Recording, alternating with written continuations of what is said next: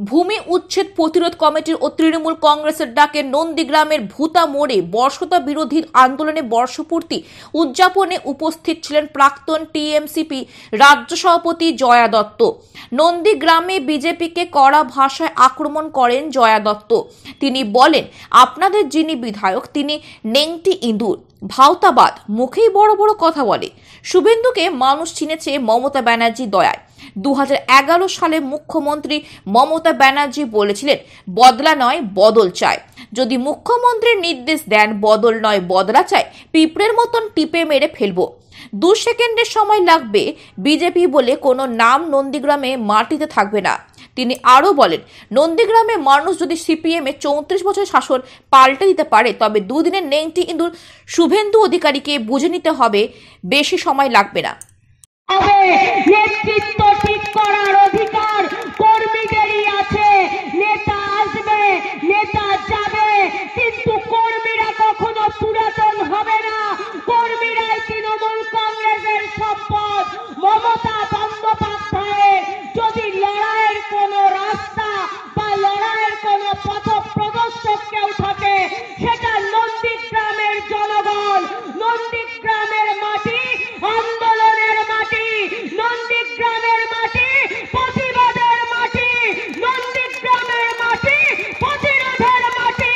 এই 2007 সালে এই নন্দীগ্রামের মাটি থেকে গণ আন্দোলনের ডাক দেওয়া হয়েছিল। 34 বছরের সিপিএম সরকারের লাল চক্ষুকে উপেক্ষা করে এই নন্দীগ্রামের মা ভাই বোনেরা তারা রুখে দাঁড়িয়েছিল। সিপিএম এর বিরুদ্ধে বাংলার মাটিতে প্রতিবাদের কণ্ঠস্বর এই নন্দীগ্রামের মাটি থেকে উঠেছিল। তাহলে নন্দীগ্রামের মানুষ যদি 34 বছরে সিপিএম এর অপশাসনকে ধ্বংস করতে পারে, তাহলে দুদিনের নেংটি ইঁদুর শুভেন্দু অধিকারীকে বুঝে নিতে আর সময় লাগবে না।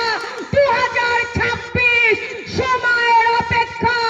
নন্দীগ্রামের মানুষ ভুল করেনি। আমাদের বিশ্বাস, নন্দীগ্রামে বাংলার বাহিনী মমতা ব্যানার্জি জয়যুক্ত হয়েছে।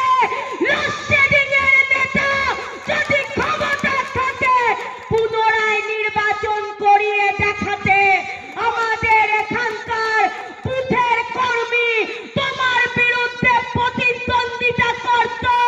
দায়িত্ব নিয়ে বলছি, নেংটি ইঁদুরের জামানত বাজেয়াপ্ত করে কাঠির বাড়িতে পৌঁছে দেওয়ার ক্ষমতা তৃণমূল কংগ্রেস রাখে। আজকে 2007 সালে যেই আন্দোলন নন্দীগ্রামের মাটি থেকে শুরু হয়েছিল, 34 বছরের বাম অপশাসন যেই জমি অধিগ্রহণ দখল করার রাজনীতি, তার বিরুদ্ধে গর্জে উঠেছিল এই নন্দীগ্রামের মানুষ। আজও সেই দিনটাতে আমরা সকলে স্মরণ করে থাকি।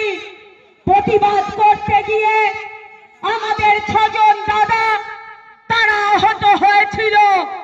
তাই বলে কিন্তু তারা কখনো তাদের আন্দোলন থেকে বিতাড়িত হয়নি, তারা পিছুপা হয়নি। তার কারণ মমতা বন্দ্যোপাধ্যায়ের প্রতি তাদের আস্থা ছিল, তাদের বিশ্বাস ছিল, তাদের ভরসা ছিল। আজকে বাংলার